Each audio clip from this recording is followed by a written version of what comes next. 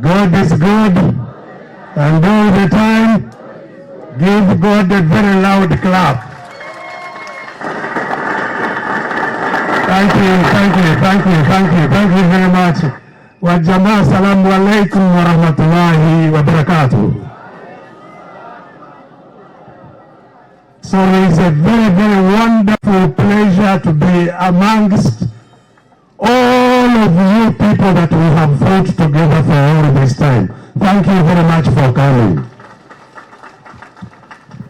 So my responsibility in really summing up what has happened and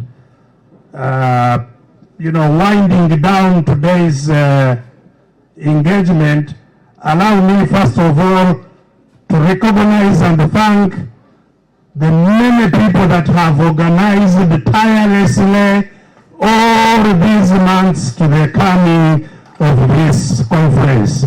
All our organizers, led by the Honorable Semujinganda, put your hands together. I'd like to distinctly recognize the people who founded the Forum for Democratic Change, who built the vision for struggle of Uganda to liberate it.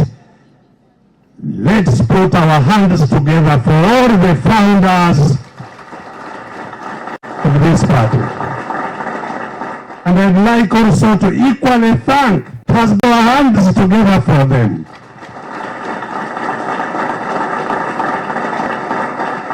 I would also like to recognize our colleagues who have fought hard and long, but who are no longer with us, who perished in the struggle, shot by our enemies, tortured and killed in prisons by our enemies, those who died of stress and all other things who are no longer with us.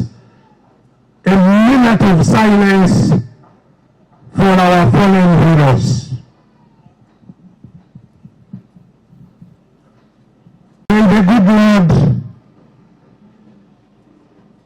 watch upon all of them, forgive them what they may have done wrong, and grant them eternal peace. And I also recognize those who have been injured, maimed, and there are many sitting among us here who are on crutches, who are disabled in many ways, including my brother whom I heard this morning being recognized, Haruna Biamukama from Chenjojo, who has been in a wheelchair since 2006. That is a good 15 years. Haruna Biamukama was shot at Bulange. He's a luckier one. 3 died instantly at Bulange. In front of me, all these people were shot in front of me at Bulange, and many others who have been shot, who have been killed in the different places of Uganda. Put your hands together for all these injured people.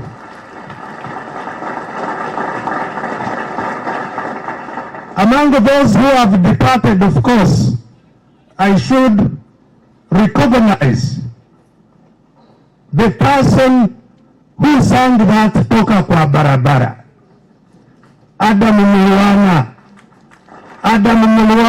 rest in peace. You made your contribution. Put your hands together for Adam Mulwana.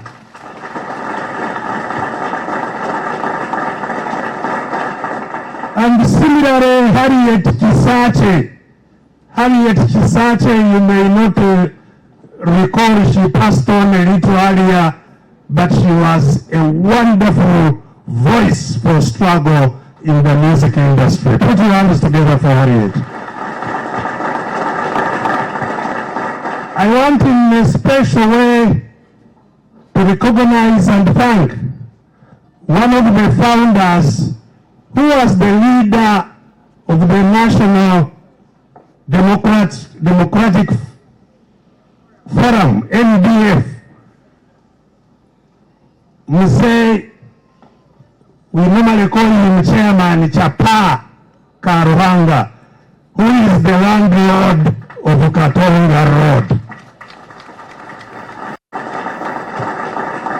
Without being of extraordinary courage, there would be no Katonga Road. It has been focused on, he has been terrorized, he has been offered all kinds of things. That's why he now lives in exile in Lusaka, and we are able to still be here in Katonga Road. Put your hands together for Chairman Chapa Karuhanga. I haven't had the hands together.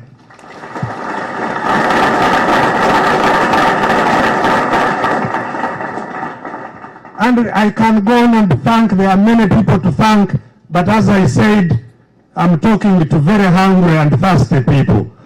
My work today, what I intended to talk about, has been touched on by Dr. Goodbar, describing what the challenge we have to overcome is. What is the struggle about? The struggle is about to regain our country. We have no country. Our country is captured. We have no wealth. Our wealth is captured. We are not even as good as refugees. Refugees have the UN which looks after them. We have no one to look after us. We are worse than refugees. So that's the challenge, that we live in a country which is not ours. Our struggle is to regain control of the country. We must regain control of the country. And which I differ from Godba, certainly. I don't think we shall regain control by encouraging Museveni to give up. That you have done your work, now it is time. Museveni doesn't need encouragement. He needs to be very strongly pushed out of power, and the country returns to our hands. And that is why we are here. We are here to organize, to regain control of the country. And regaining control of the country is not a simple task. It will not come on a silver plate. We must know, why haven't we regained the country up to now? It has been 20 years.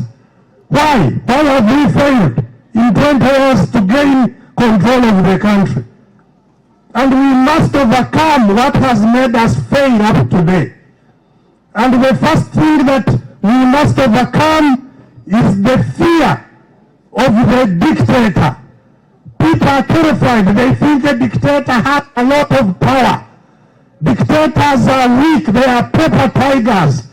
If you meet a paper tiger, you may think it is a real tiger until you kick it and you see that it was, after all, a paper tiger. Mr. Museveni is a paper tiger. We must cast our fear away and face the paper tiger and tear it into the pieces it is. And I am encouraged. I saw when young people recently said they are going to demonstrate against corruption. Mr. Museveni, the paper tiger, came up and said, you dare, I will kill you, I will, moved a lot of dust. I am glad the young people dared and came. In spite of those threats, people came. Are they there or they are not there?